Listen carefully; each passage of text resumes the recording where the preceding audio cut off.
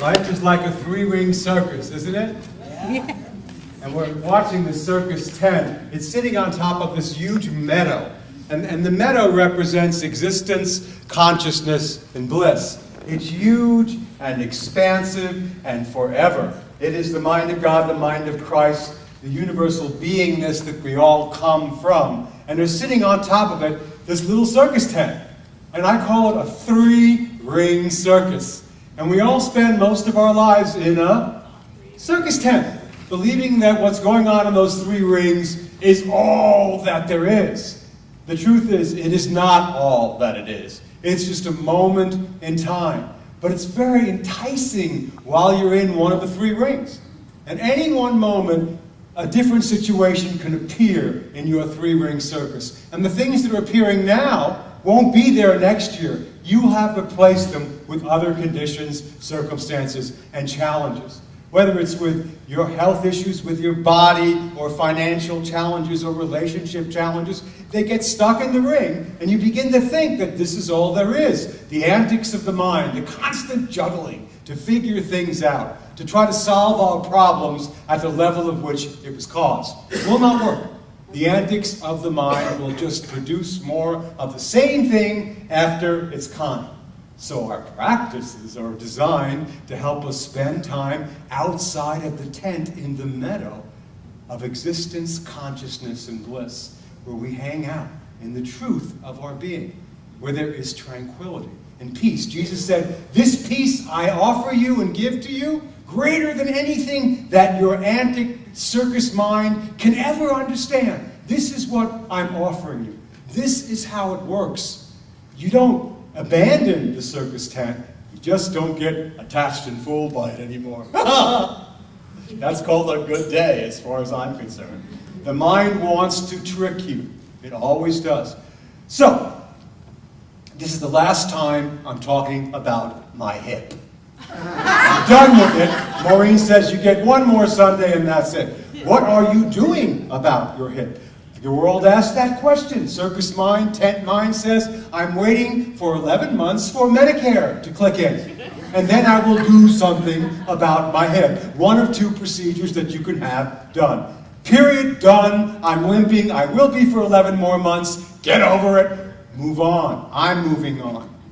The choice is to move on with whatever you're stuck in right now. To tell yourself, I'm going to take this particular action in the future. The mind tricks you though. It says, oh, are you really? And then if the trapeze comes in and goes, oh, what about, what can you do this for a whole year? I mean, my God, what about this and what about that? What about this? What about that? The mind wants to keep you churned up all the time. That's all it knows how to do, is to keep you forever fractious. That's a combination of being anxious and scared and fractious, yes? Frantic and anxious. I call it fractious. But wait. No, not but wait. You deal with what you can with now. The mind cannot, in its addicted state to the circus mind, ever give you lasting peace. But there is a quality of that peace that you can know while you're in the world, but not of it. When you know that consciousness, existence, and bliss is your true nature, when you feel that one presence and one power oozing forth from every cell and atom of your being, you don't get caught up. You surrender sooner, and you remember your divine nature quicker. Maybe I'm like you, I seem to remember that when I'm taking to the cushion and meditating, or in the middle of a great workshop, or I feel awake after a good Course in Miracles lesson. So I'm okay during that time. But then I get out into the world, and the circus tent says, step right up to the top. Come on down, come on in. We got some things for you to think about. The mind loves to think. Think, thoughts, 17,000 a day. Yeah, thoughts.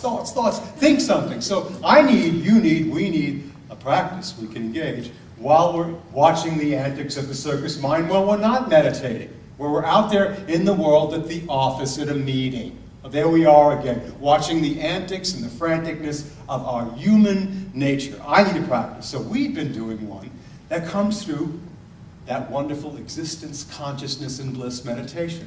There's actually a thing you can listen to on YouTube, and you can get it for your home. And for 49 minutes, it says, I am existence, consciousness, bliss. I am existence, consciousness, and bliss. I am existence, consciousness, and bliss. For 49 minutes, it's a great practice. And then when the rubber hits the road, in the frantic anticness of the mind, of the circus mind that you live in, I am existence, consciousness, and bliss. You can take that in your traveling plans along the route of samsara. That's Sam and Sarah Sorrowful in the world of illusion and Maya. You take that with you and you go, I am existence, consciousness, and bliss. So I'm sitting at the airport, or should I say about to get to the airport, and I'm landing in Atlanta. And I've been practicing the whole time while I'm on the plane. I am existence, consciousness, and bliss. And I get this announcement coming over the PA system. It says, Mr. Levy, your wheelchair is waiting for you when you come out. Mr. Levy, your wheelchair is waiting for you when you come out. Could you lower the volume on that, please? Mr. Levy, big sign, Richard Levy, wheelchair waiting for you. It's like, I don't want to be noticed now. I like attention, but I'd rather not be involved with this one. So there I am, existence, consciousness, and bliss, taking my seat. And the first time you plop your butt on a wheelchair, it feels like the end of the world, if you know what I mean. And so I took my seat, existence, consciousness, and bliss, with my little cane. Put your feet up, Mr. Levy. We'll get your bag underneath there. And the guy who's pushing me, his name is Manuel. Emmanuel, the great I am, the Prince of Peace. He's the guy pulling me down the road, pushing me down the road. Now, because we have a practice, everything becomes different for us. We bring ourselves down to eye level with the world. And what you see when you're at the level of a wheelchair are kids. They're at your height. They see you. And when they see you, if you wave at them and smile, 90% of them will wave and smile at you because they're in existence, consciousness, and bliss. And one little girl's next to me in a stroller. She's 2 years old with her daddy going, wee, and I'm going, wee.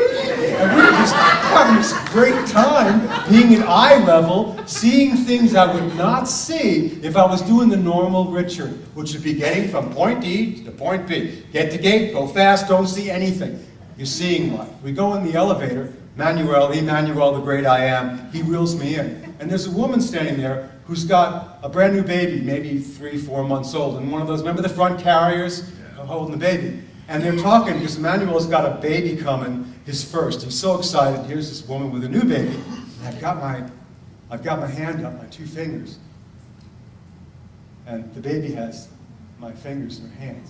There's nothing sweeter or feels more right than to have your big old hand being held by the little hands of a child.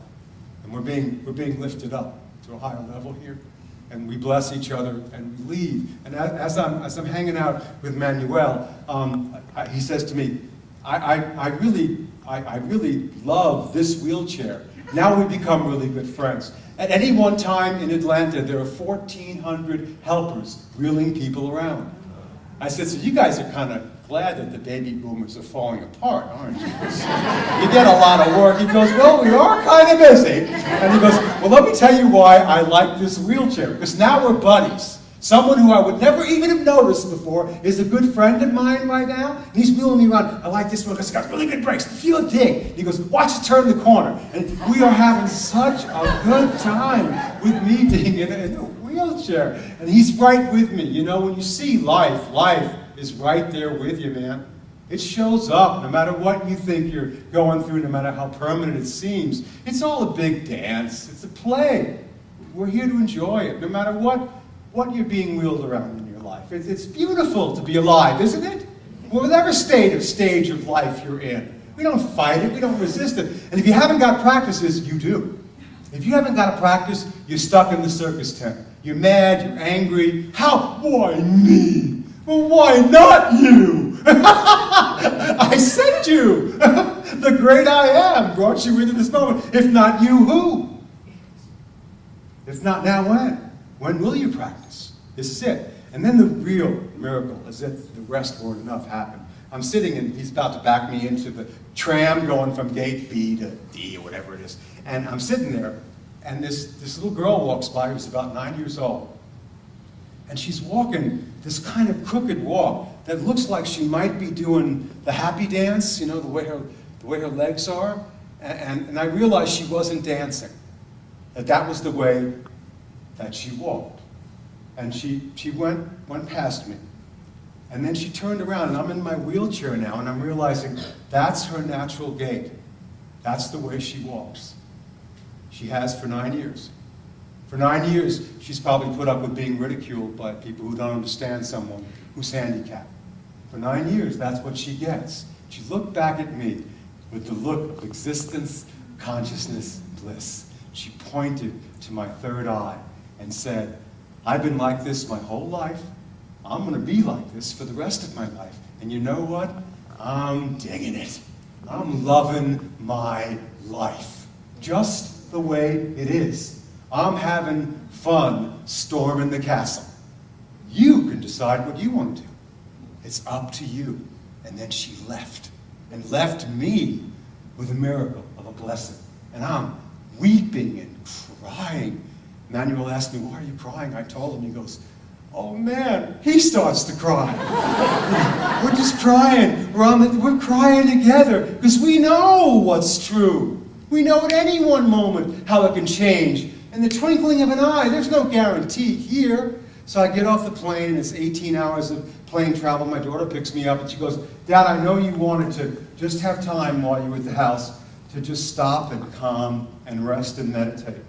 Well, I've got some news for you. You know the pool by my house? The pool, the saltwater pool, that's eye level with the ocean? With the hot tub and the solar panels, about 102 degrees. Do you know that pool? That pool? I said, yeah, it's yours for 2.5 weeks. You can use it all you want. And I got to be where I wanted to be. Be present for that.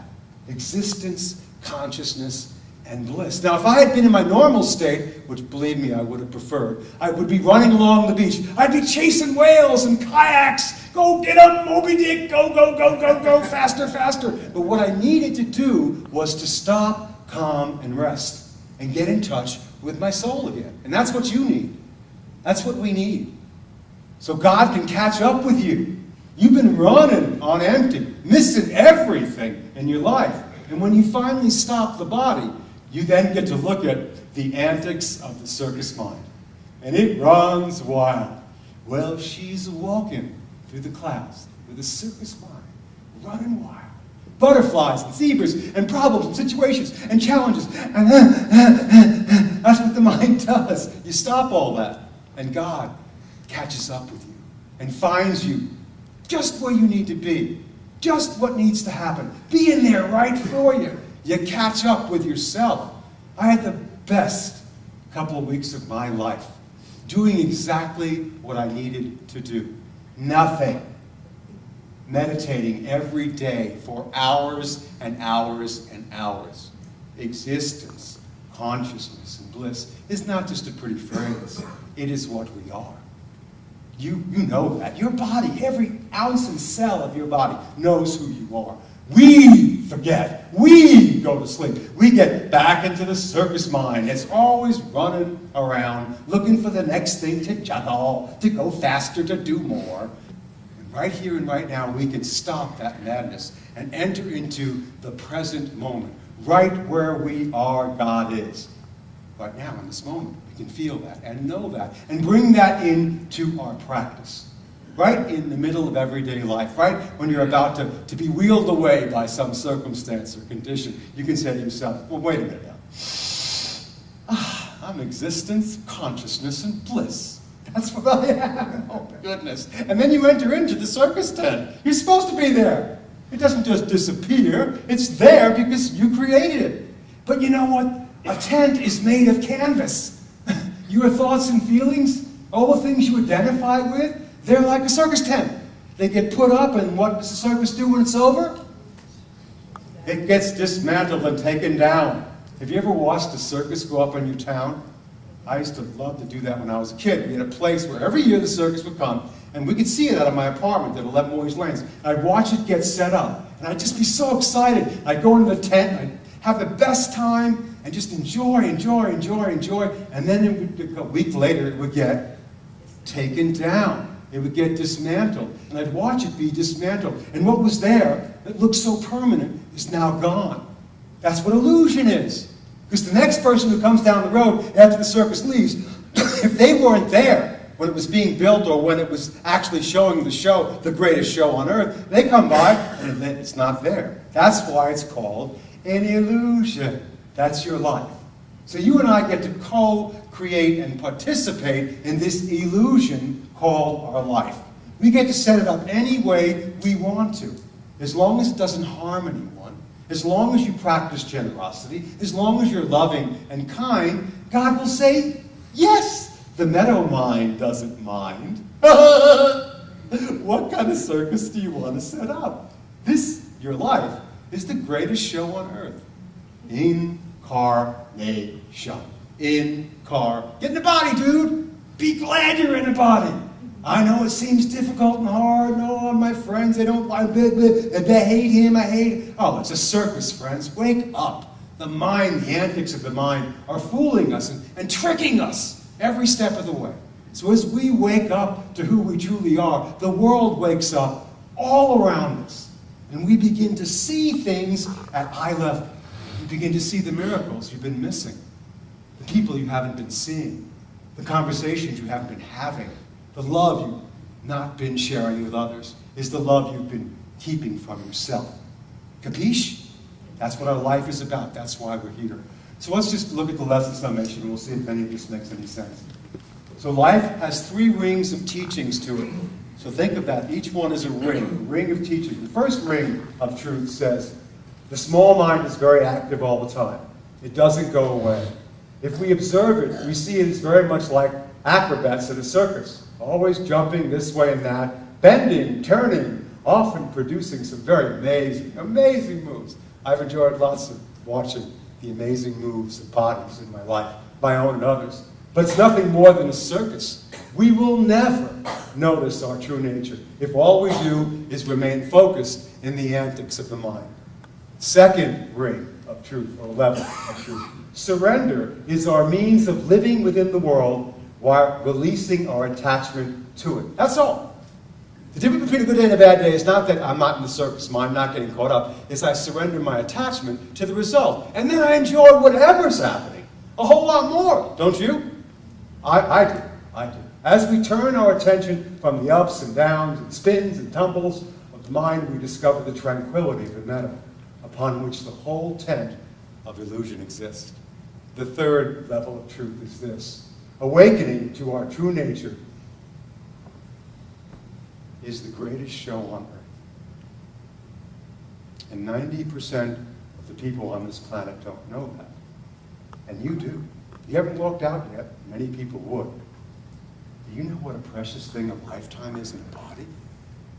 That you've been given the gift of knowing you're here to awaken, regardless of what you're going through, regardless of how difficult it is, regardless of how much suffering and pain you think you're in. We're deluded. We're deluded. The circus tent gets taken down. We set it up in another lifetime with different parents, I'll be the brother, you be the sister, I'll be the mother, you be the father, you be the one to smack me, I'll smack you later. You know, you want to keep doing that? I hate black, green, yellow. I hate them. Well, guess what you'll be next time? You'll be on the other side of that hatred that you projected onto someone else until someone wakes up. And guess who that someone is? Hello. Get eye level with it. It's you. Hello. It's you. Whew. This week, repeat this mantra with me. I am existence, consciousness, and bliss. Again, I am existence, consciousness, and bliss. Yes, you are. And now think of that someone who is your difficulty. Someone seeing you in that position, by the way. You are existence, consciousness, and bliss. You are existence, consciousness, and bliss. That's who they are. I don't care what role they're playing. Not by accident, they're on purpose to help you transform and awaken to who you are. Now we think of everyone we know. We, all of us, we are existence, consciousness, and bliss. Let's say that together. We are existence, consciousness, and bliss. And we are here to help each other awaken and remember that. Remember that. Take that with you. Get eye level with your life and see all the miracles you've been missing. And make a vow this morning not to let one more moment go by without seeing the great gift you've been given. An awakened lifetime. There's nothing like it. Practice well. Practice deeply. It's not just for yourself, but for the benefit of all sweet beings everywhere. Namaste. Namaste.